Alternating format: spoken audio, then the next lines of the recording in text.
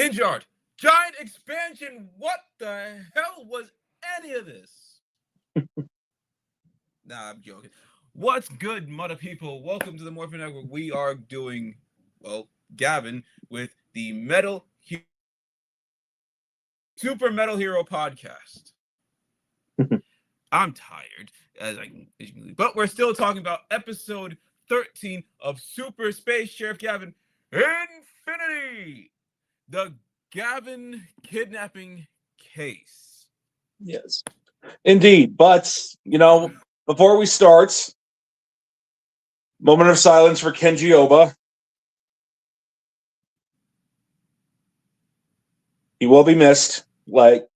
He unfortunately passed away last week. It's really unfortunate. He was 71 years old. I knew he had health problems over the last few years, but I was hoping he would come to Morphicon eventually. Yeah, I did not know that he had health issues, but to me it came out of nowhere. It was a shock. It sucks because, for most of the current people, including myself, who got into tokusatsu seeing Kenji Oba in the Gokaiger versus film is, a lot of people's first experience to him, knowing that, okay, there are those who didn't know him through Denji Man or those who knew him through Battle Fever. And honestly, because of him being in those shows, it trickled down to basically Kenji is the GOAT that gave us JDF, essentially. Because without Battle Fever, we and Hiroshi Miyauchi. He was Owl Ranger, Big One, Zubat, and of course Kamen Rider V3. Yeah, but he hogs everything. Without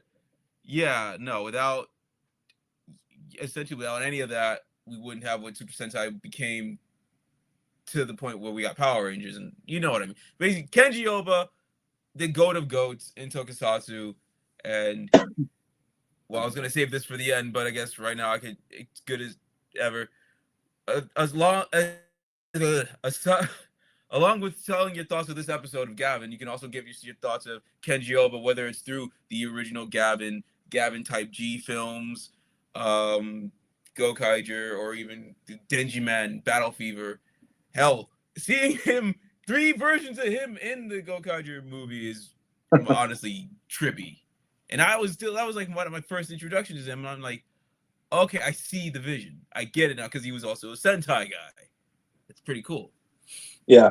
Mean, when I found out about Japanese tokusatsu, long story short, was looking up information about Power Rangers, found out about Super Sentai, and then I found out about Kamen Rider, and then I rediscovered Ultraman because I watched Tiga when I was young, and I'm like, oh my gosh, I loved Ultraman Tiga when I was a kid.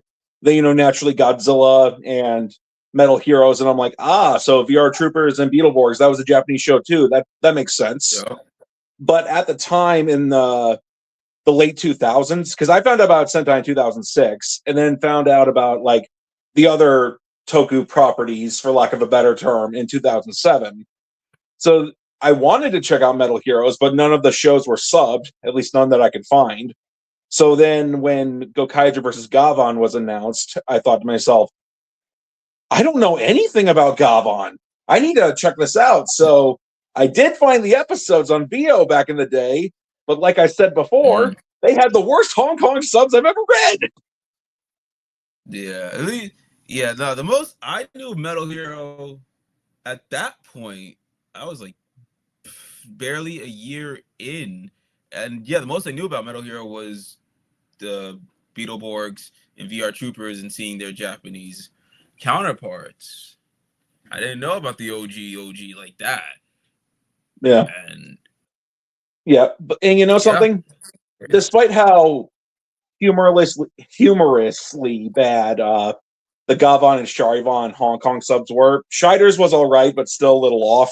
I think they were Filipino English subs. I'm not entirely sure, but regardless, I am really glad that I did watch the entirety of the Space Sheriff trilogy before I saw Gokaiger versus Gavan, because it made me appreciate seeing him a lot more, and I just thought, oh man, this is so cool. They gave him a shiny, updated suit. See him do it like his old techniques from back in the show and whatnot. It's like, oh, this is awesome. Go check it. Unfortunately, the other thing that I realized is Hiroshi Watari, who is Charivan, he is the only space sheriff that's still with us. Because unfortunately, Scheider's actor died back in 2001. Damn, I did not know that. Yeah, he basically died, and I'm not saying this to like insult him or put him down. Don't get me wrong, but he died due to alcoholism. He was a heavy drinker, apparently. Now, of course, that doesn't mean he was a bad person. Just not something that I personally would. People have their demons. And you always reach out.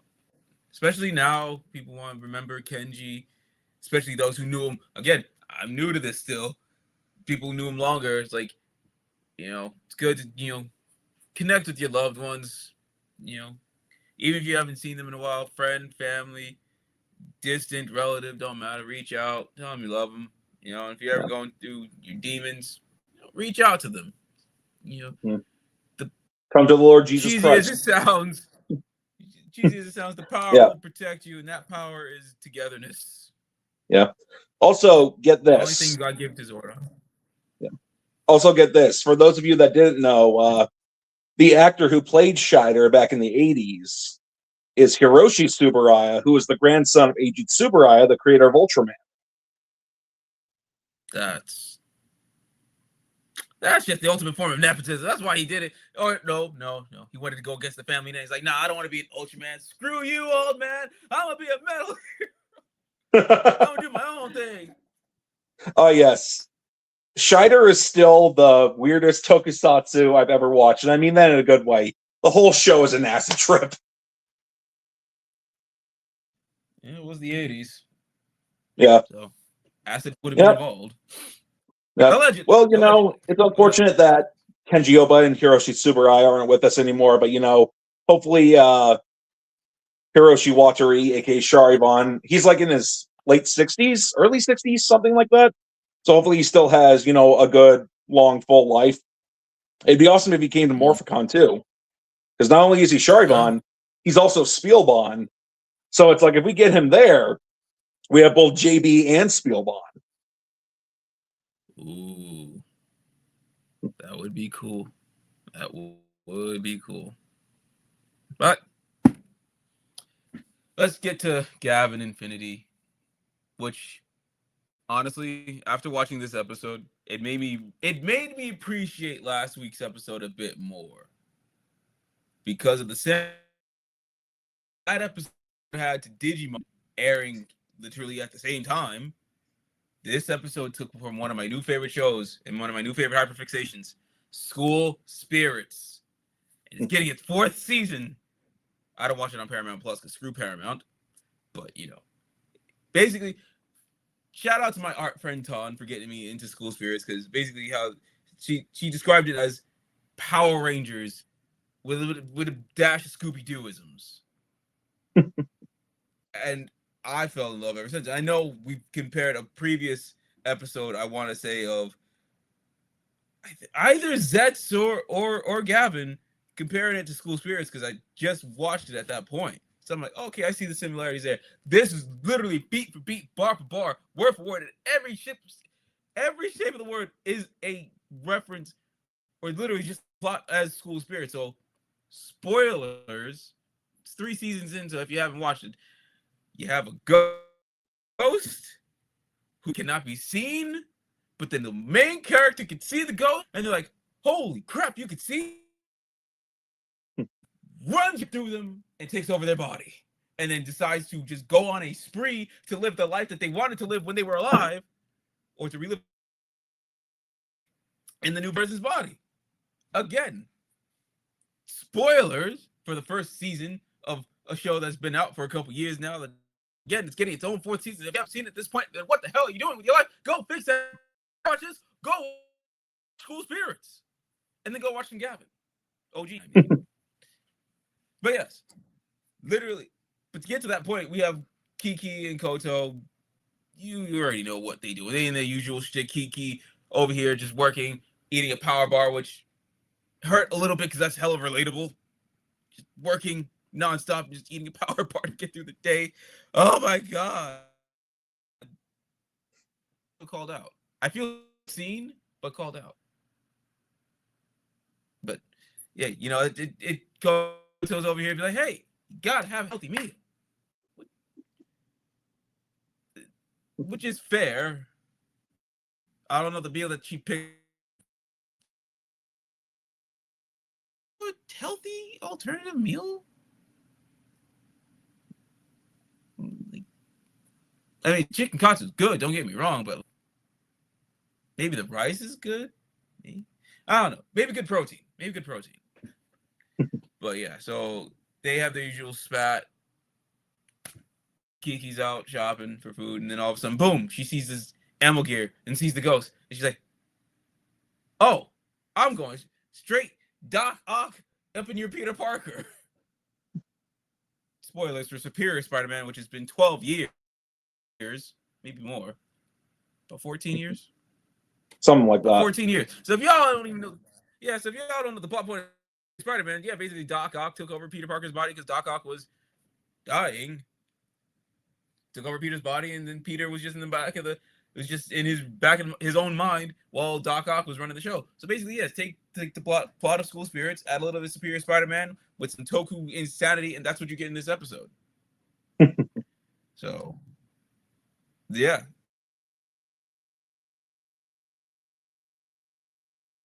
And all, which I do this salute watching the show. So I'm like, all right, we're in Luminous' world. We all got to do some salute. Yeah, the weird luminous salute. Yep. Reiji does it all the time because he likes it. And you know what? I like it too. And then here comes. I do like that they connect what they did in the last couple of episodes with Raya, where Koto notices him. She's like, "You're that dillweed from the last time." And he's looking for special kind of grass. Well, if you want that kind of grass, my guy, there are dispensaries. Like, unless he's trying to get it straight from the source, which is that legal in Luminous's world? You just wild like that? I would think that's a little dangerous because what if a kid's just playing around and they find that grass and it's like, I mean, they can just hang out with Towley, I guess. Here, Towel. Oh, Towley, all willy-nilly. I want to live in the Luminous's world. But then I also want to live in Bushido's world. But live in the Bushido world, hang out with Commander Hottie, but then vacation over in Luminous's world if it's just all.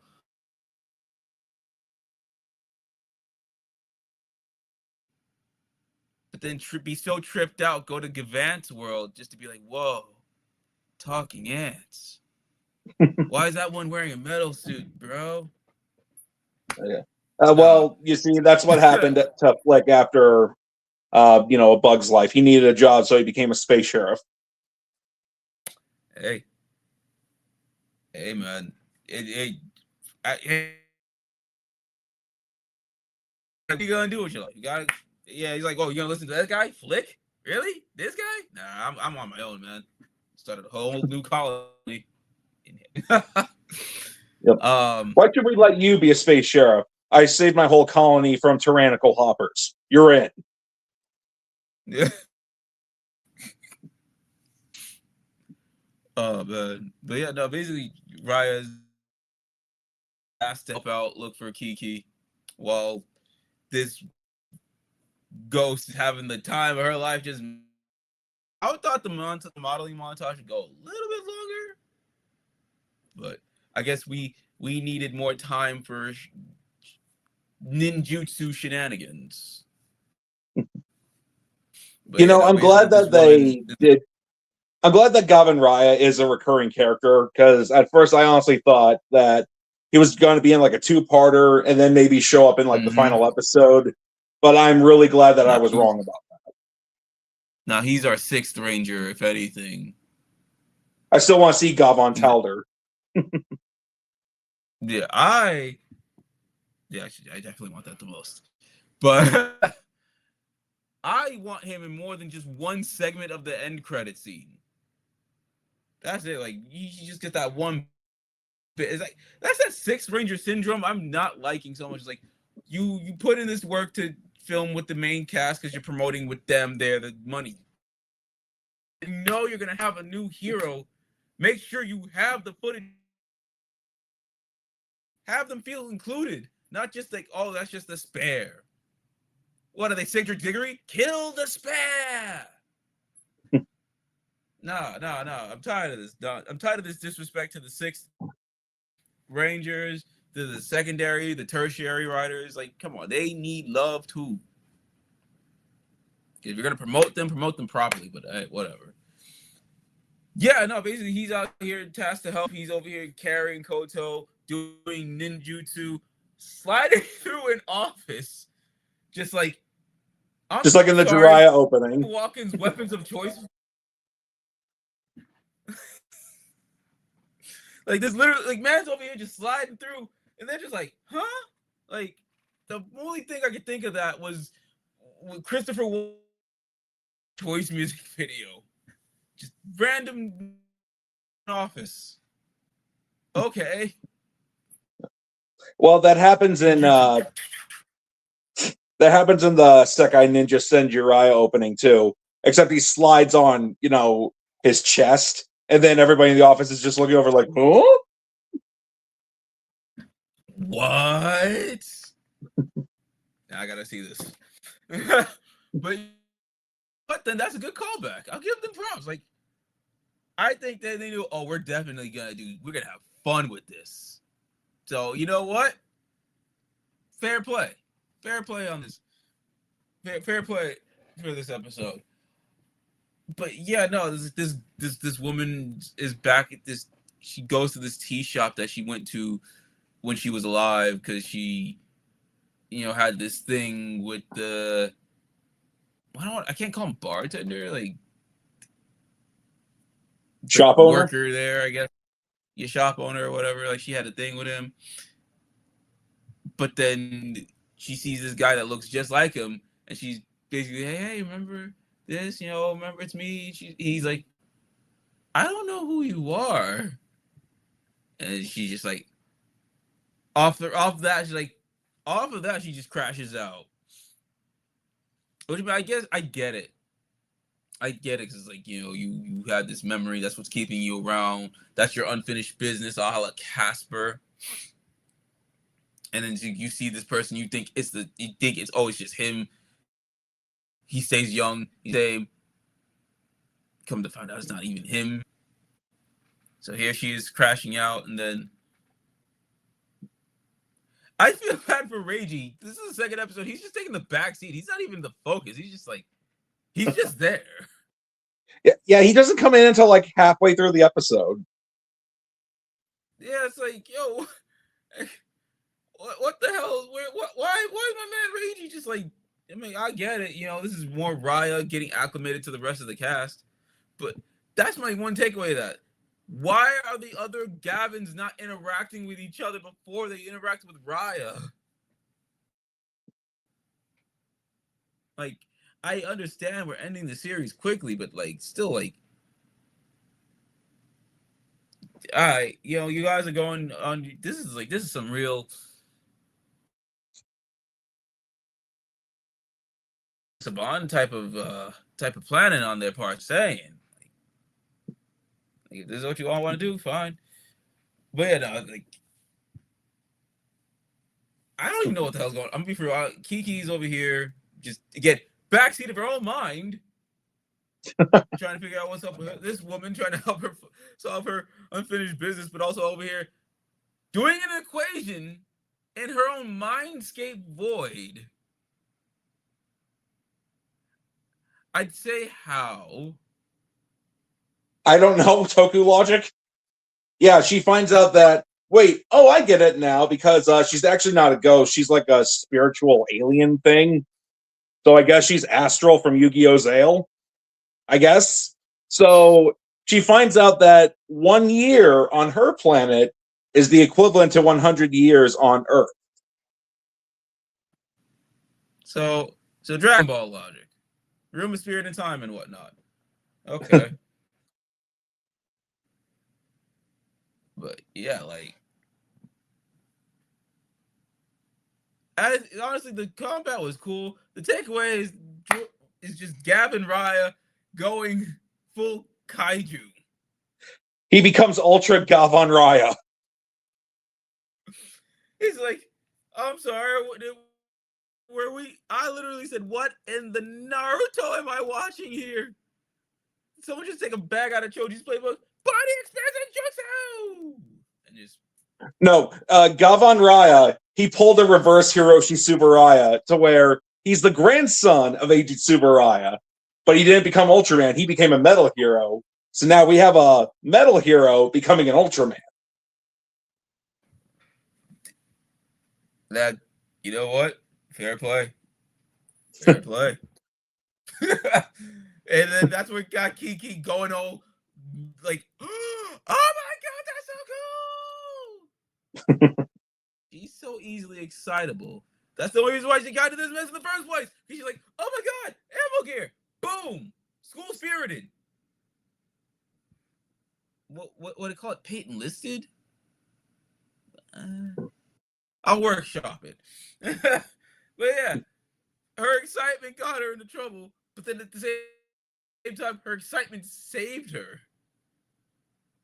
And then obviously, Koto's like, oh my god, I missed you. Sorry, we had our fight or whatever.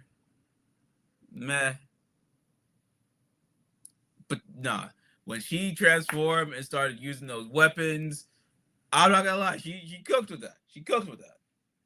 But then here comes Reiji, literally cooking them with the gun.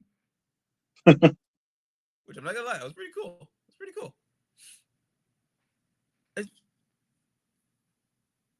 That was like, well, the end of the fight confused me a bit, but at the same time, did we just recycle the enemies? I guess we use Tornado as like a dragon vacuum, put them out into space, and then blow them up in space.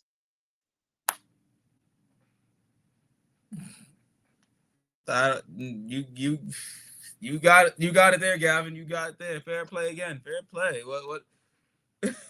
I mean, I guess because like the main crux of this episode is about this ghost lady and I guess trying to reunite with her lost love. I mean, if dude was alive, he'd be God knows how old. Like what, in his 120s, 130s? Yeah, I mean, roughly around King Boomy type age, but King Boomy's alive because he's built different like that. That's why. That's true. Yeah, but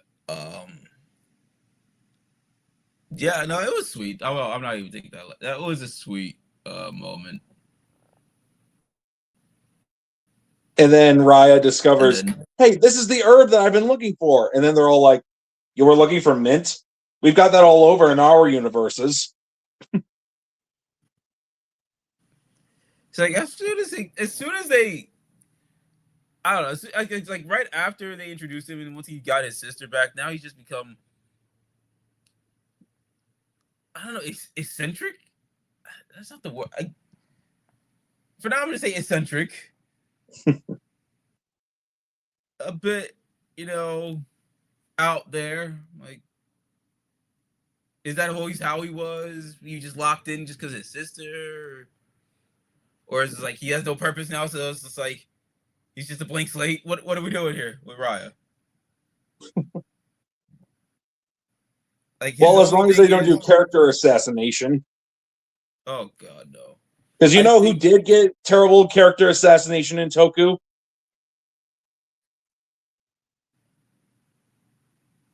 I'm thinking Jiro from Dawn Brothers a little bit. No, a little earlier than that. Have you seen 5-Man? Not a lot of 5-Man. Well, But I think I'm talking about. Well, basically, without spoiling too much, Captain Garawa, in the first half of the show, he's a competent badass. And then in the second half of the show, they made him a joke, like an absolute joke. And I have no idea why. It just felt so unnecessary. I mean, I guess like how they did with Hibiki. Is it Hibiki? What, Kamen Rider Hibiki was more, yeah, like Hibiki was more stoic, but then at the second half when they changed up the opening and everything, he wasn't as stoic. Oh, trust me, this is worse than that. I mean, I'd still rather watch 5-Man over Kamen Rider Hibiki, but I'm talking about like character-wise, they really pulled a 180 on Garawa. Noted. Yeah, what? That's why someone needs to be like a continuity advisor to keep things on track, especially with characters. Because if you flanderize a character, it's like with Joey from Friends, like he was dim-witted, but he wasn't completely stupid.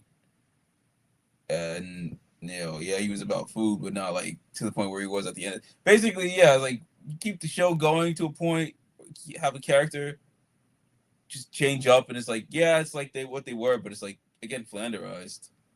So hopefully that's not what we get with Raya here. Yeah. But at the same time, I guess it's more just like introducing him into the main core of the crew. Again, doesn't help if the crew doesn't meet up first. Yeah, are they saving that for the final episode or something? Like you can't say like how it was in Dawn Brothers, because at least in Dawn Brothers they all knew each other. Like, yeah, they didn't know each other's identity. Like most of them didn't know each other's identities, but at least they all knew each other.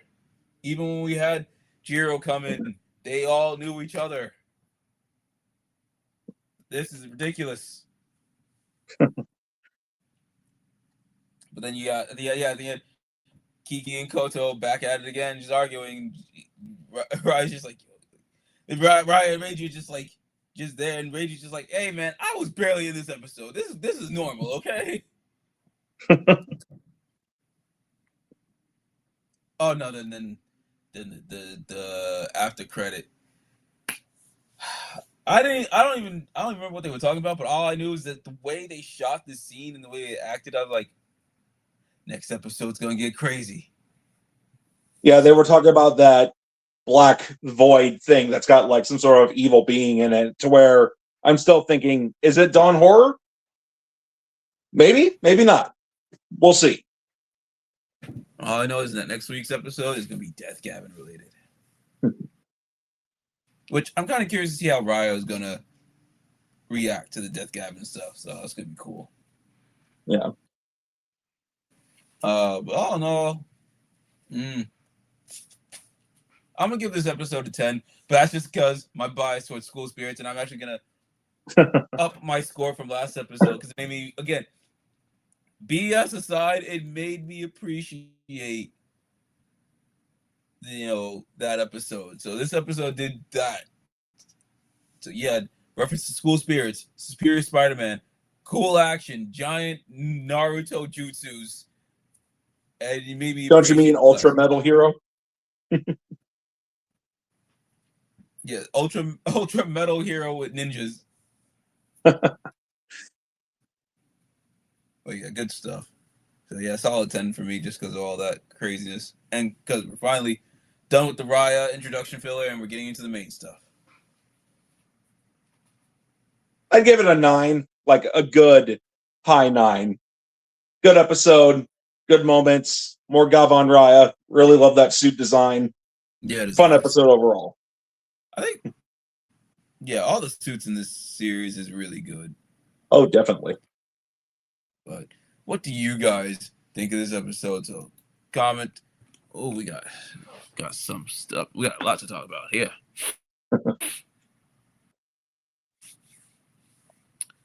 So, like I said, if you guys have anything else to say, chime in here in the comments, because yeah, why not?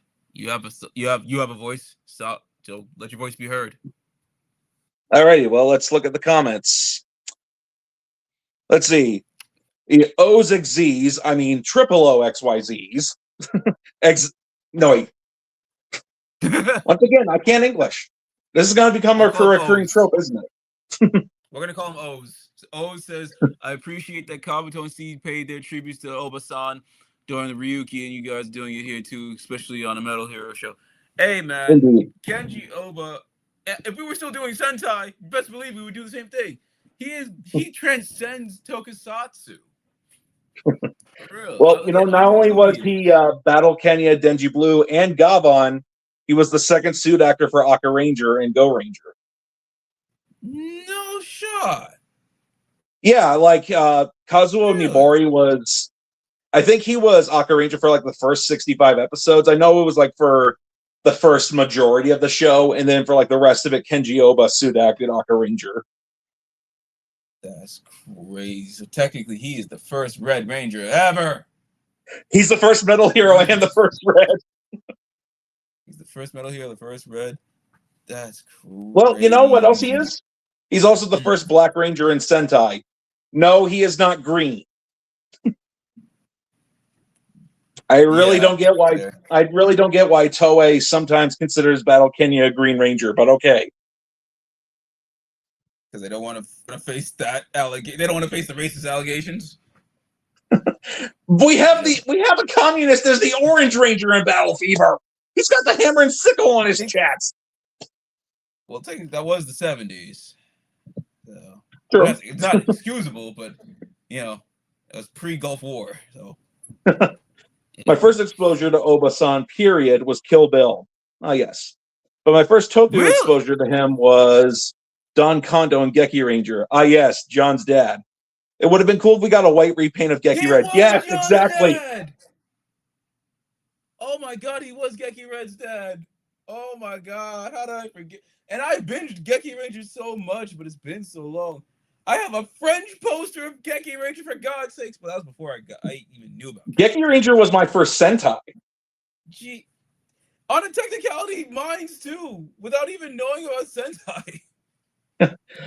Honestly, ever since I saw Geki Ranger back in the day, I thought that, when he would have like the white tiger spirit mecha, like how John does. Yeah. I thought to myself, man, that would have been cool if they made a white repaint of Geki Tiger. I can bet you if Geki Ranger was made nowadays, if Sentai was still going, they definitely would have made that into a toy. They have to get to that at some point. Like I mean, that depends on the type of Geki Ranger. But yeah, Oba-san was in Kill Bill? Yeah, he was. Yeah, I have to rewatch Kill Bill. I remember when Oba-san came on Mr. S's live stream on the CS Toys show. Oh, yes. Shout out to Mr. S. He is the best. Actually, speaking of which, I actually have a short Morphicon story. So Morphicon 2012 was my first Power Morphicon, and that's also where I met Boken Kabuto. Can't believe it's been that long. But I remember when I talked to Mr. S about Tokusatsu, he said he tried to get Kenji Oba to come to Morphicon that year. And I'm thinking to myself, you mean I could have met Kenji Oba? That would have been my first Morphicon. Would have been. Oh, well. Yeah, especially since I watched Gavan the year before that one. That would have been cool. Yeah, obviously, a lot of my collection is from CS Toys. A lot of my first starter Toku stuff is from CS Toys. And obviously, we had an Image Anime out here. So.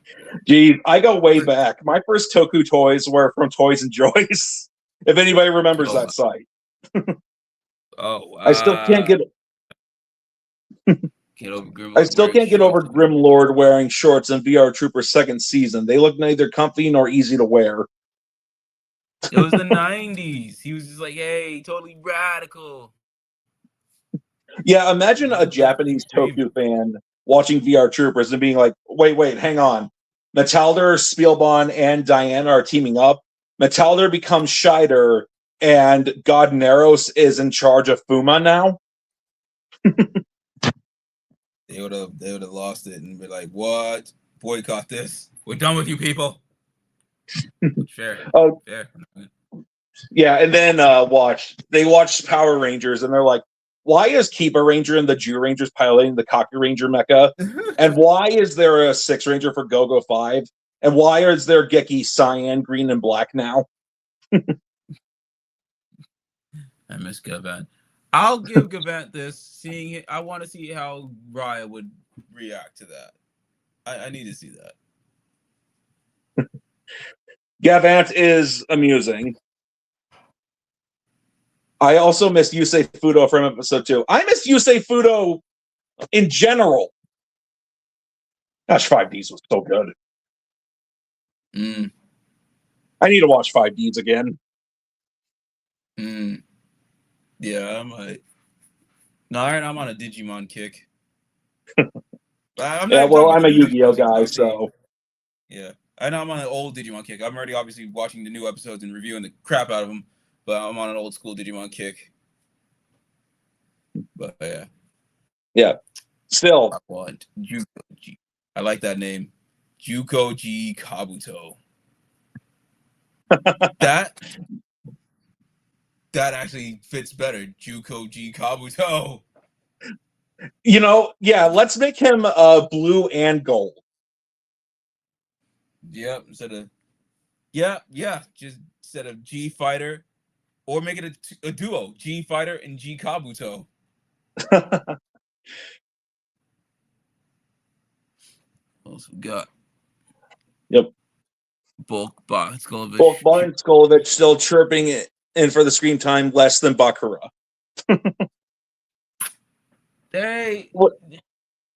Look. One. So where do they need to go? One can. How did The Rock say it? I had to keep it clean. Off is the direction he can go to screw. And as for the Clanker, doesn't he have a Joestar to torture or a sun not to raise in both times? Or an indoctrinated cult of teenagers to, rule over? or a bunny to fight?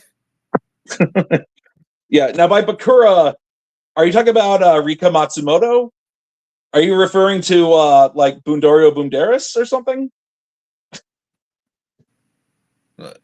Wait. Bundario is Bakura and ain't no. Yes, yes. Rika Matsumoto, who voices Bundario Bunderis, is Bakura in Yu-Gi-Oh! Duel Monsters. Ash was salty from losing the freaking finals. He lost the freaking finals and crashed out and said, "No, I'm going after the children card game now." No. Oh gosh, Bundario is going to summon Zork with his special dragon appendage, if you know what I mean. He's like, "Nah, I'm tired of losing these Pokemon battles. I'm tired of always screwing him in the finals. I'm gonna try and kill children's card games." Rest in peace, Kenji Oba. Indeed. Rest in peace, gone but never forgotten.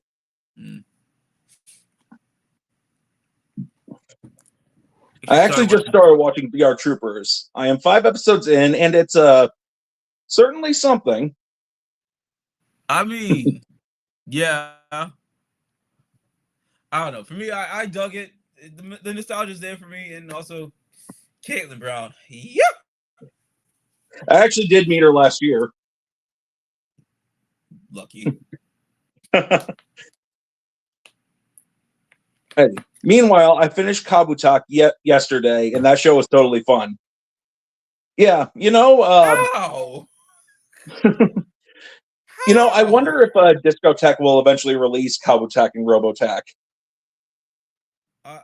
You know what? I'm gonna watch it with my nephew. He'll gauge it for me. Now I'm curious because I have not seen it since I first heard about it like over a decade ago.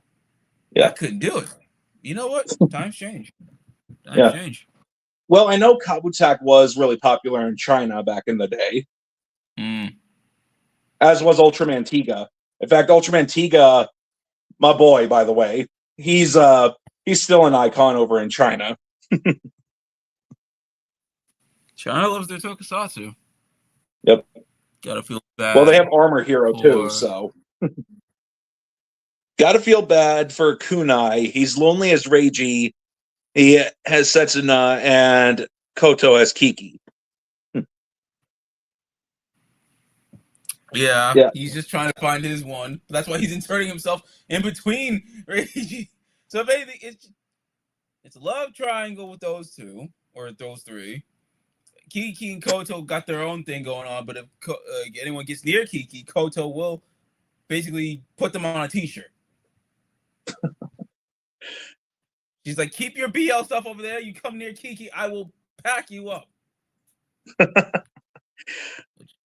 Fair.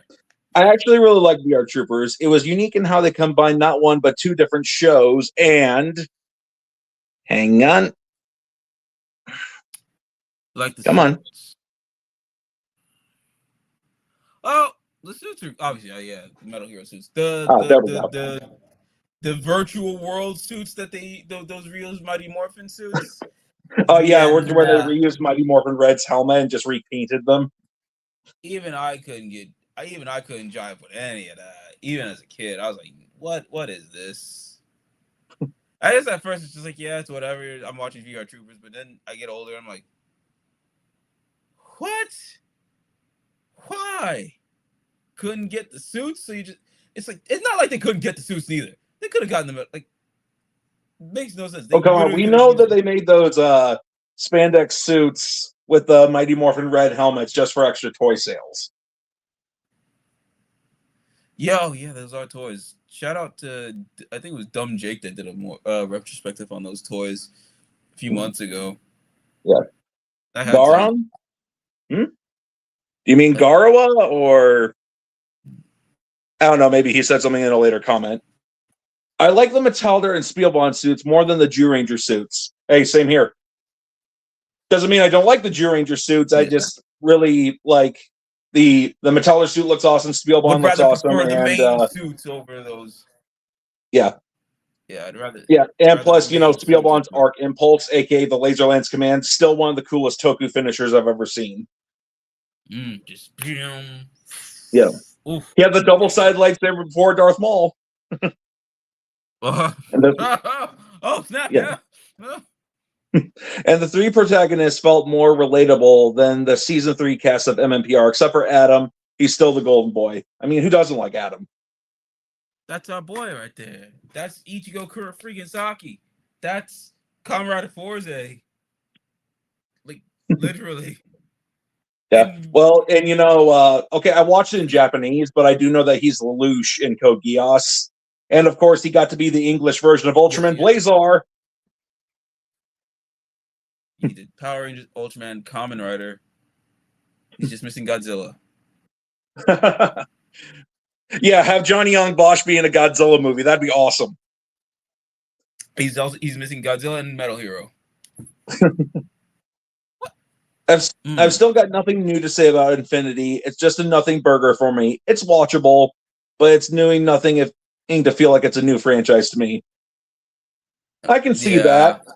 Yeah, I've said this many times here and on the Henshin Gate side of things, where it still feels, obviously the wound is fresh that Sentai is over, and this is where it's starting to replace. It's always going to be feeling a weird stuff. I'm pretty sure even when Gavan first came out in the 80s, that was a tough pill to swallow for kids, because it's like there's no more Kamen Rider for the time being, so we got this guy.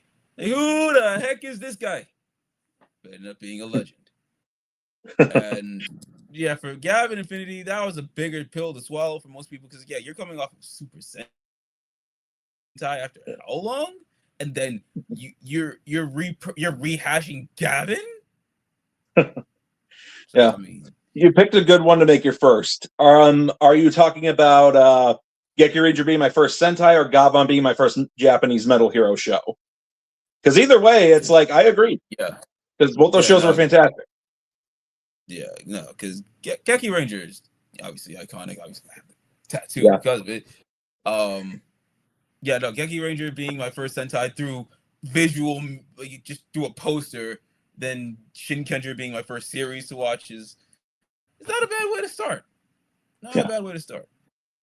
Wait for the video release of the whole bloody affair.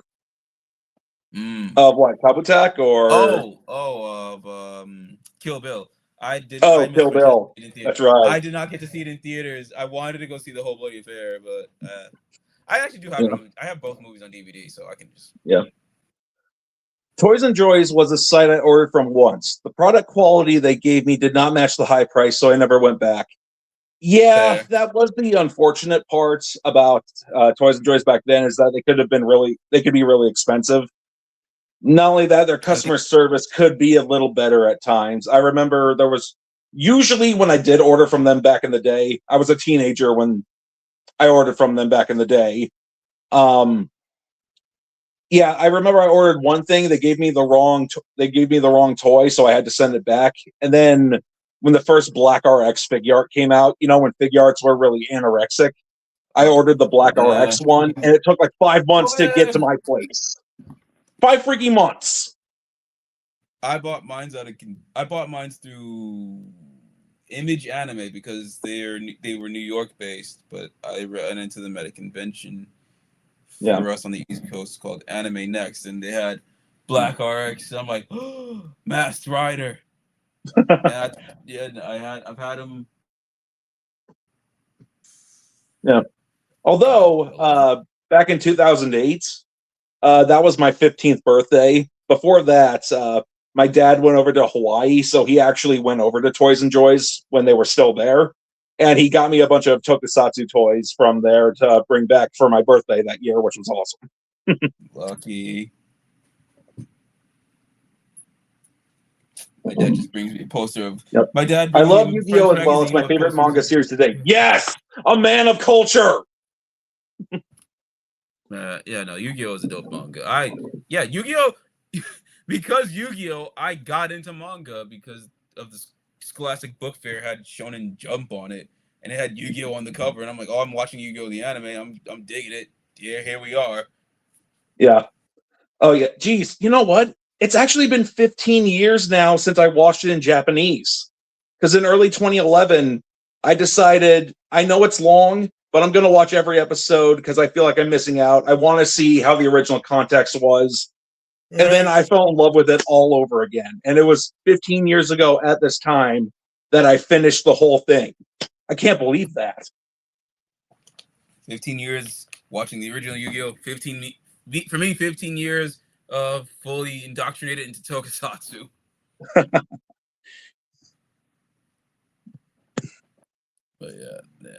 Yu-Gi-Oh! Goated. Yeah.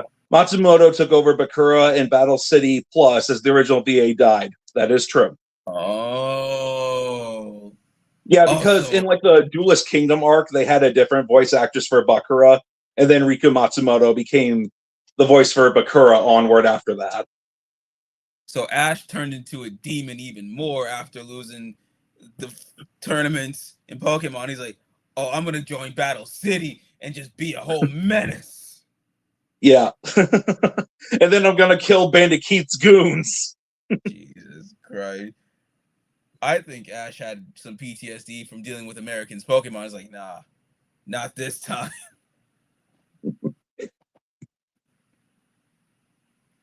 I meant Garou for 5-man.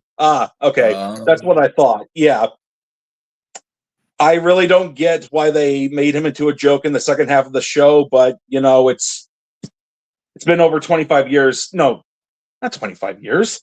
It's been 30. Oh, my gosh. 1990. That's right. Oh, my gosh.